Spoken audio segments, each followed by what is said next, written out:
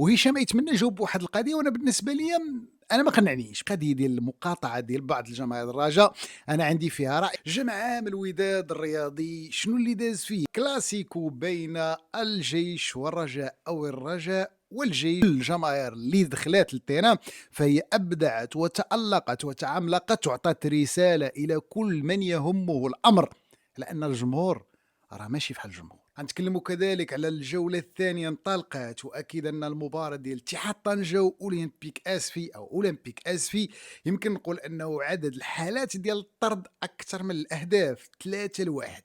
غادي نتكلموا أيضا على الكلاسيكو بين الجيش والرجاء، أو الرجاء والجيش، وكيفاش ممكن أننا نشاهدوا هذه المباراة هذه.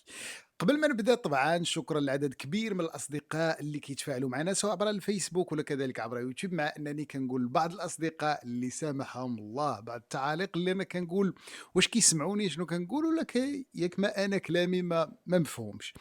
كاين اللي كتب لي مثلا على المباراه فاش تكلمت على الرجاء والفتح وعطيت التحليل ديالي عليها، فاش قلت انه كاين تكافؤ في التشكيله ولا في التركيبه البشريه ديال الرجاء ما بين خط الدفاع وخط الوسط وخط الهجوم. واحد كتب لي في التعاليق: تفرجتي في شي ماتش اخر فين بان لك التكافؤ؟ خويا راه ما قلت لك التكافؤ في الماتش، تبع معايا بعقلك واسمعني مزيان وبعد ذلك حكم.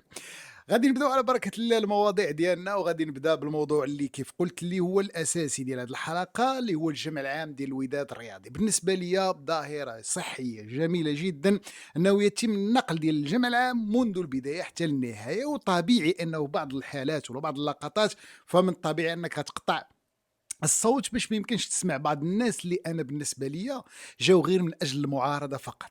الناس كتناقش الافكار، الا بغيت نعارض وبغيت نناقش وبغيت نقول هذه لا وهذه ما تصلحش وعلاش هذه نقولها بادب، علما بانه الرئيس اللي هو هشام ايتمنى في اكثر من حاله قال لي مودي راه خليوني نتكلم، خليو الناس تتكلم، ولكن بعد ذلك كل واحد غادي ياخذ الميكرو وغادي نولي نجاوب على كل التساؤلات، رغم انه الجمع العام ماشي ديال هذا الامر. ولكن الناس سامحهم الله كانوا فقط عندهم توجه واحد: المعارضه.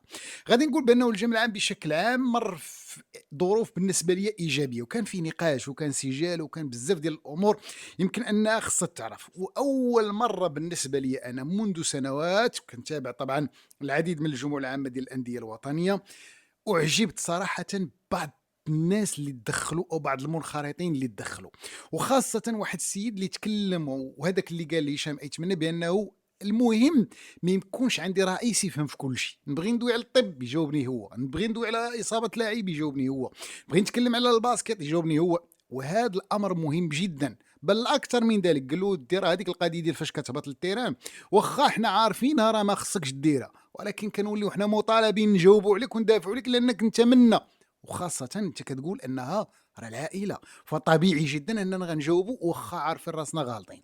وهذا الامر هذه كانت بالنسبه لي اكبر ولا افضل رساله خصو يتلقاها رئيس الوداد هشام ايتمنى.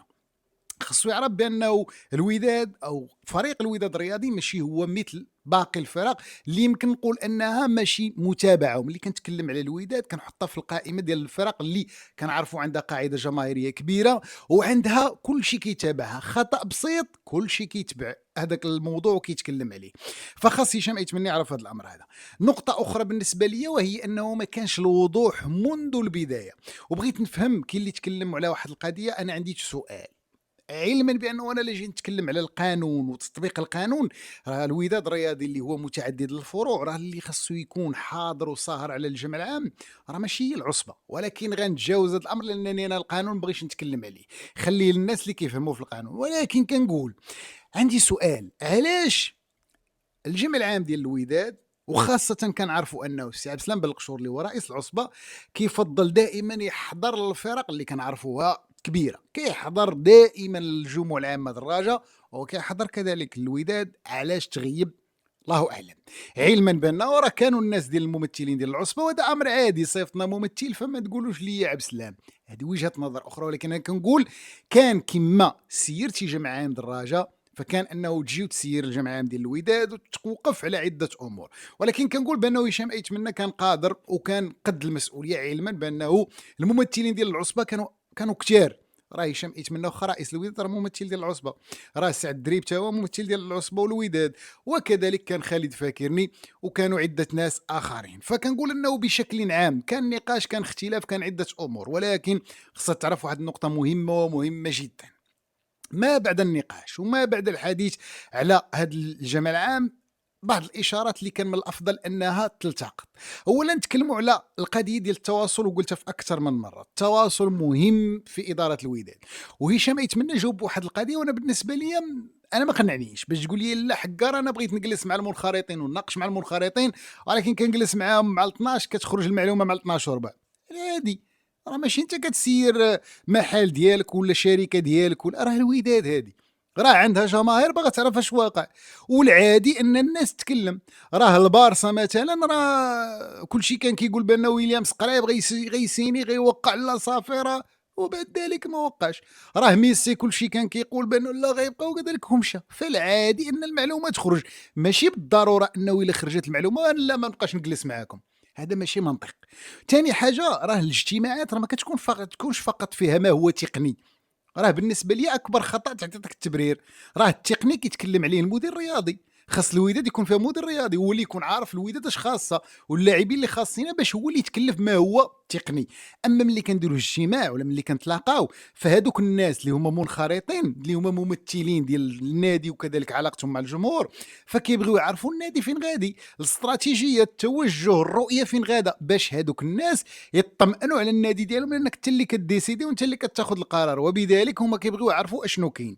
ضيف الى هذا وذاك، ما يمكنش ان اداره الوداد ولا نادي الوداد الرياضي، يلا كنعرف فيه رئيس الوداد سي يتمنى، وكنعرف بانه السي سعد الدريب، الباقي ما كنعرف حتى واحد. كل الاسماء اللي كنسمعوها راه معاهم هذا، لا واقيلا معاهم هذا، ماشي عادي. راه الوداد بغيتي كرهتي، راه الوداد خصني نعرفها.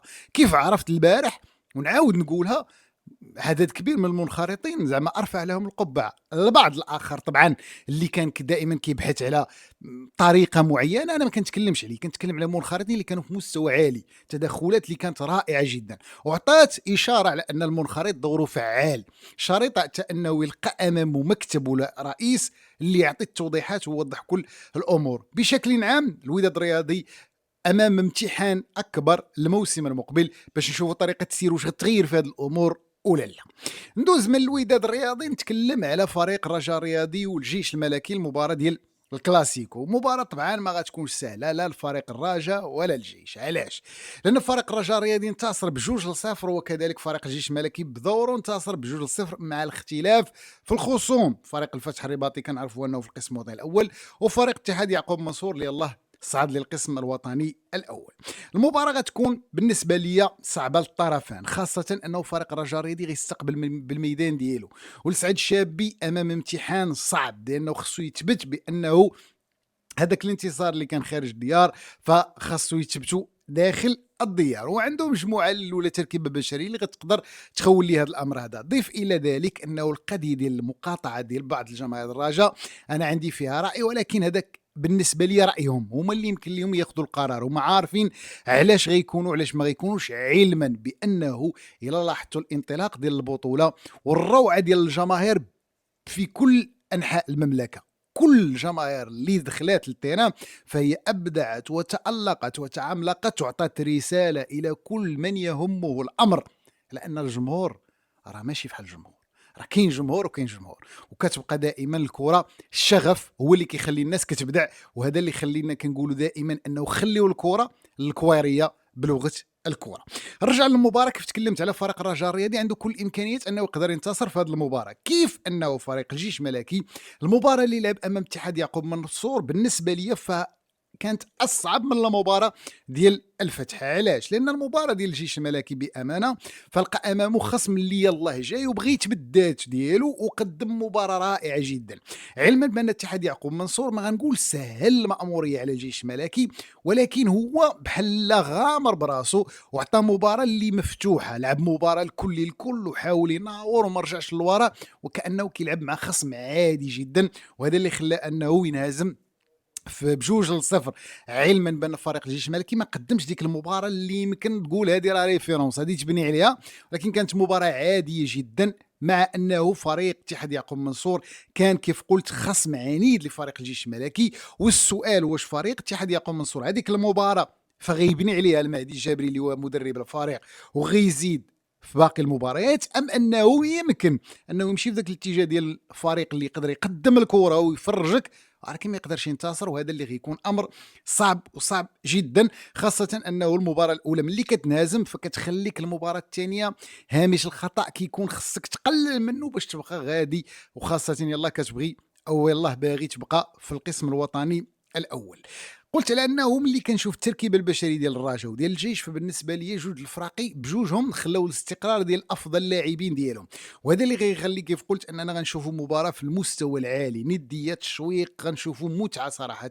وكنتمنى انه حتى الحكم يعاون شويه ويخلي الكره تلعب من جانب انه نشوفوا الفرجه اكثر، وما يكونش هناك بالنسبه للمدرب الشابي ولا سانتوس انه يكون تخوف وكل واحد يحاول يتراجع للوراء ويخلي لنا المباراه مقتوله، علما بانه ملي كنجيو نشوفوا الخط الامامي ديال فريق الرجاء الرياضي ففي لاعبين ممتازين، لاعبين اللي كيحاولوا ما امكن انهم يخلقوا الفرص بشكل كبير، مع انه لحد الساعه باقي اسماعيل خافي ما عطاش ديك الامكانيات اللي كنعرفوها عنده باش يوصل للمرمى، والفينيسيون في الرجاء ففيها نقاش ومستقبلا يمكن انه يخدم عليه الشابي، في حين فريق الجيش الملكي بالنسبه لي افضل ما عنده هو ذاك خط الوسط اللي كيعطي الاطمئنان على مستوى الدفاع، وايضا كيحاول يخلق فرص للخط الامامي في انتظار كذلك انه فريق الجيش الملكي يلقى مهاجم من الطينه ديال المهاجمين الكبار، واخا انه كيحاول انه يلعب بفحلي بشكل كبير انه يكون هو الهداف ديال الفريق. مباراه بالنسبه لي بشكل كبير غتكون متكافئه، 50% هنا 50% للفريق الاخر، واللي غيدير الفرق بطبيعه الحال هو الاختيارات ديال المدرب والطريقه باش غيلعب كل مدرب. الا تحفظوا بجوج فكنعتقد غيخليو لنا مباراه ممله وما غنشاهدوش ديك المتعه اللي كنقلبوا عليها، وهذا هو الامر اللي بالنسبه لي ما خصوش يكون في المباراه.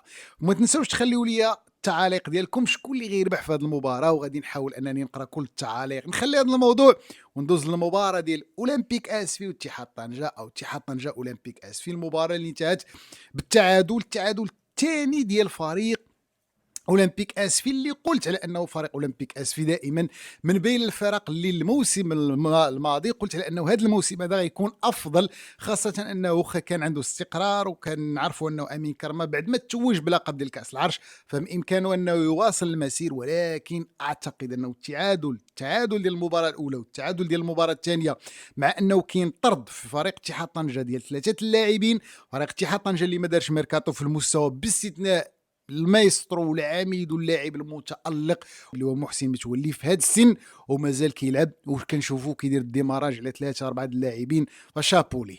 بشكل عام كنقول بان اولمبيك اسفي باقي ما عطاش الصوره الحقيقيه، فيما اتحاد طنجه حذاري ثم حذاري بهذا المستوى يقدر فريق اتحاد طنجه يعاني بشكل كبير هذا الموسم هذا. نتوما مشاهدينا كالعاده خليوا لي رايكم في الاسفل، لكم مني كل احترام، واي موضوع بغيتونا نتكلموا عليه ما تنساوش كومونتير وانا غادي نتفاعل مع التعاليق ديالكم. السلام عليكم.